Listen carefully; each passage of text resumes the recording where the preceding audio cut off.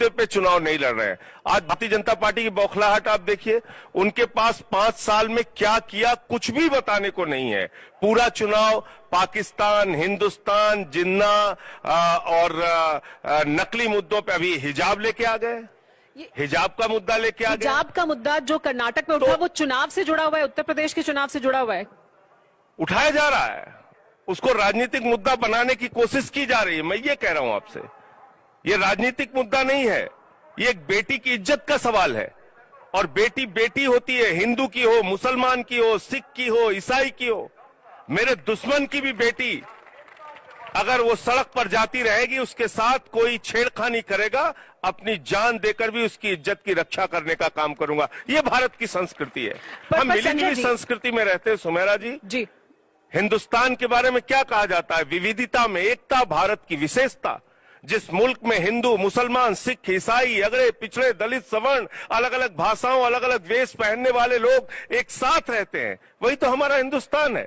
North east में जाइए। लेकिन जब हिजाब का मुद्दा उठा है तो अब ये सवाल होने लगा है कि क्या हमें इसके बारे में गंभीरता से सोचने की जरूरत है। आपकी सरकार है दिल्ली में, एजुकेशन को लेकर, स्कूलों को लेकर बहुत कुछ करती है, तो क्या हिजाब को लेकर ये जो सवाल अब उठ रहा है, या ये अगर एक बड़ा विवाद बनता है, इस पर कोई राय रखने की बात होती है, तो आम आदमी पार्टी की क्या राय है? क्या हिजाब? अच्छा, एक चीज आप बताइए सुमेरा जी, नॉर्थ ईस्ट में आप जाती हैं, वहां के लोग अलग तरह की ड्रेस पहनते हैं। आप साउथ में जाती हैं, दक्षिण भारत में, वहां के लोग अलग तरह की ड्रेस पहनते हैं। राजस्थान में आप जाती हैं, वहां के लोग अलग तरह की ड्रेस पहनते हैं। नॉर्थ इंडिया में आप आती हैं, यहां के लोग अलग तरह की ड्रेस पहनते हैं। और मैं आपको बता दूं, जिस सदन का, सुमेरा जी सुन लीजिए, जिस सदन का मैं सदस्य हूं, लोकतंत्र का सबसे बड़ा मंदिर, देश की संसद, वहां हमारे सभापति जी धोती पहन के आते हैं। अगर इस मानसिकता से हम लोग चलेंगे, कल को सभापति पे आप आपत्ति कर देंगे। दक्षिण भारत के जो हमारे माननीय सांसद हैं, जो हमारे ऑनरेबल मेंबर हैं, वो बेचारे धोती पहन के, लुंगी पहन के आते हैं, वो उनका परिधान है और उनको पहनना चाहिए। जीवन में हम सब अपने अपने हिसाब से, अपनी संस्कृति के हिसाब से परिधान भी पहनते हैं, भाषा भी बोलते हैं, खान पान भी अपनी संस्कृति के हिसाब से रखते हैं। लेकिन स्कूलों में आमतौर पर दक्षिण भारत में जाएं या उत्तर भारत में जाएं, एक तरह की यूनिफॉर्म होती है। ये समस्या, क्या इस पर कोई एक सैद्धांतिक राय रखनी चाहिए कि सुमेरा जी, यूनिफॉर्म होगी? ड्रेस तो संगठन तय करता है ना। 90 साल तक आरएसएस और बीजेपी के लोग हाफ पैंट पहन के घूमते रहे, किसी ने आपत्ति की? बाद में उनको 90 साल के बाद लगा हमें फुल पहनना चाहिए, वो फुल पहनने लगे। इसमें किसको क्या दिक्कत होनी चाहिए? हाफ पैंट पहनते थे, फुल पहनने लगे, किसको क्या? भाई मैं तो ये कह रहा हूं कि कोई क्या ड्रेस पहनेगा, ये उसकी अपनी सोच होनी चाहिए, अपना विषय होना। कल को अब मैं फिर याद दिलाना चाहूंगा आपको, हरियाणा के मुख्यमंत्री को जीन्स से प्रॉब्लम, उत्तराखंड के मुख्यमंत्री को जीन्स से प्रॉब्लम, अब कर्नाटक में नकाब से, हिजाब से प्रॉब्लम।